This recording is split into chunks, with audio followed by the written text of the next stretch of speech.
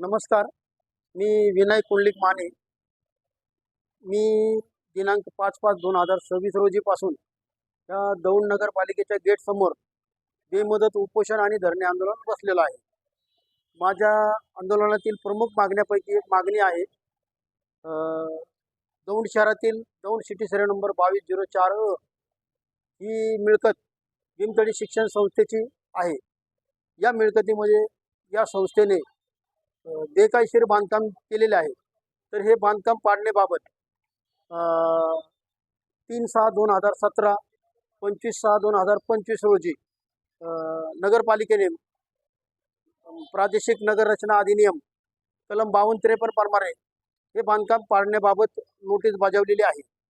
तर ह्या नोटीसला आजपर्यंत 1 वर्षाचा कालावधी होऊन गेलेला आहे. तर या संदर्भात मी शिवण्णा म्हटलं, आता तुम्ही 30 दिवसाची त्यांना विहित कालावधी दिला होता बांधकाम पाडा, पण त्यांनी पाडलेलं नाही. तर तुम्ही ते का पाडत नाही? तर त्यांच्यावर असं म्हणणं आलं त्यांचं की या संस्थेने शासनाकडे अपील केलेलं आहे ते बांधकाम पाडू नये. आणि जे दुसरा मुद्दा आहे थकीत विकास शुल्काचा, आज मी ते जवळपास 60 लाख रुपये त्याचे रक्कम झालेली आहे त्या थकीत शुल्काची.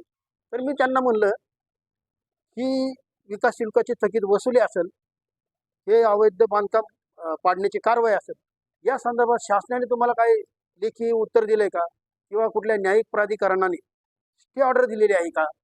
तर मग तुम्ही थांबता कशाला? तुम्ही कशाची वाट बघू नका, तुम्ही तुमचं काम करा. आणि ही जी नोटीस बजावलेली 60 लाख रुपये वसुलीचे, ते वसूल करा. आणि आपली जी नगरपालिका आहे त्याचा आर्थिक स्रोत वाढवा. परंतु हे मुख्य अधिकारी यांची कार्यप्रणाली अशी आहे की हे ते उघड उघड या भीमतड शिक्षण संस्थेची आणि या संस्थेचे जे पदाधिकारी आहेत, आताचे या नगरपालिकेवर सत्ताधारी आहेत, त्या सत्ताधारी पक्षाच्या पॅनलचे ते प्रमुख असल्यामुळे त्यांच्या राजकीय दबावाखाली ते जाणीवपूर्वक हे कारवाई करत नाही. या उपर मी शासनाकडे अशी मागणी केलेली आहे. हे मुख्य अधिकारी वारंवार कर्तव्यात कसूर करत आहेत.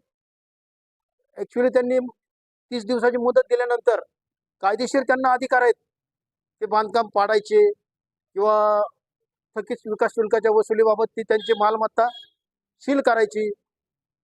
तसेच कलम 150 ते 59 दरम्यान अशी तरतूद आहे की ह्या संस्थेचे जे अकाउंट आहेत बँकेचे ते सील करायचे, हे देखील त्यांना अधिकार आहेत. परंतु हे अधिकारी गेंड्याचे कातडी परिधान करून या खुर्चीवर बसलेले आहेत. त्यामुळं ही कारवाई ते काही करत नाही. त्याचप्रमाणे दुसरी एक मागणी आहे, Daund city survey number 2771 plot क्रमांक 13-14 मध्ये जे बांधकाम झालेलं आहे, आता त्यांनी लगतच एक वाढीव बांधकाम केलेलं आहे बँकेच्या शेजारी, पंजाब नॅशनल बँकेच्या. तर ते बांधकाम बेकायदेशीर असल्याबाबत मी त्यांना पत्र दिलेलं आहे, परंतु त्याच्यावर देखील त्यांनी कुठलीही कारवाई केलेली नाही. आणखी दुसरा एक विषय आहे, ही जी कचरा संकलन केलं जातं आणि त्याची वाहतूक केली जाते, तर ह्या ठेकेदारा जे निवेदन दिलेले आहे, तर ह्या निविदेतील अटी शर्ती आणि या कामासाठी जी मान्य जिल्हाधिकाऱ्याकडून जी प्रशासकीय मान्यता आदेश घेतलेला आहे, तर या आदेशात अशा नियम अटी आहेत की ह्या जे 10 घंटा गाड्या आहेत आणि ट्रॅक्टर, ट्रॉली आणि कॉम्पॅक्टर आहेत, ह्या वाहनावर GPS प्रणाली बसवली पाहिजे, सिस्टीम बसवली पाहिजे. पण जाणीवपूर्वक ह्या वाहनावर GPS सिस्टीम बसवलेली नाही, जेणेकरून ही वाहनं किती कचरा नेतात, किती संकलन करतात, कुठल्या कुठल्या भागात ते आता आहेत, हे ह्याचं रेकॉर्ड होऊ नये.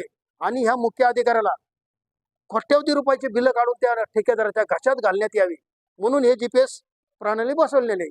या संदर्भात मी रिस्टर तक्रारी अर्ज दाखल केलेला आहे. आणि चौथा विषय आहे तो पाणी पुरवठा, गुरुत्व लाईन पाणी पुरवठा, ती 2000 ते 25च्या दरम्यान वेळोवेळी हे लाईन बदलण्यात आलेली आहे आणि कोट्यवधी रुपये ह्याच्यात खर्च करण्यात आलेला आहे. मी प्रशासनाला म्हटलं, अहो ही काय प्रकार आहे, तुम्ही 2009 पासून ही लाईन बदलताय, या लाईनला नेमकं काय होतंय? उंदरं कुरतडतात का घुशी लागतात, याला काय होतं या लोखंडाच्या पाईपलाईनला? तर ह्याची चौकशी करा. ह्या माझ्या मागण्या आहेत. परंतु आज आंदोलनाचा 14वा दिवस आहे. या शासनाने कुठलीही कारवाई न केल्यामुळे मी आज शासनाला पत्र दिलंय की हे जे झोपलेलं मुरधाड आणि निर्लज्ज शासन आहे ते ह्या शासनाचं प्रतीक म्हणून त्यांच्या पुतळ्याला जोडे मारण्याचं आज आंदोलन मी निश्चित केलेलं आहे. परंतु माननीय पोलीस निरीक्षक साहेब यांनी यामध्ये मुख्य अधिकाऱ्यांशी बोलणं करून काहीतरी तोडगा काढू आणि तुमचा प्रश्न वर काय करता येईल याची चर्चा लावण्याचे आदेश दिल्यामुळं हे आंदोलन मी तूर्त स्थगित केलेलं आहे. कायमस्वरूपी रद्द नाही, पण तूर्त स्थगित केलेलं आहे.